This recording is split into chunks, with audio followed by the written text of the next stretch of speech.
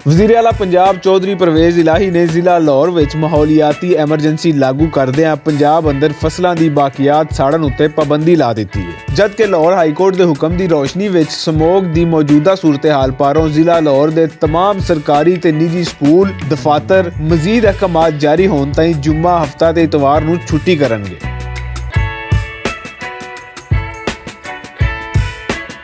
इस वेले लाहौर बदस्तूर दुनिया भर विच फिजाई आलूदगी पारों नंबर 1 ने, जबकि कराची नंबर 2 है ते हालात सुधरन दी थावें होर विगड़ रहे ने। अक़वाम मुत्तहिदा दे जनरल सैकटरी अंतोनियो गुतरेस ने मॉन्ट्रियल विच हयातियाती तनाव दे मौजू उत्ते मुज़ाकरात तो पहला एक तकरीब नाल खिताब करदिआं खबरदार कीता है कि माहौलियाती निज़ाम नाल खेडन दे तबाहकुन नतीजे निकलणगे। वड्डे कारोबारी इदारे अपने मुनाफे लई ओ सब कुछ कर रहे ने जिन्हां नाल कायनात दा तवाज़ुन विगड़ रहा है। साडी बेकाबू ते गैर मसावी मुआशी तरक्की दी भुख ने इंसानियत नूं मादूमी दे दहाने उत्ते लिया खड़ा रहा है।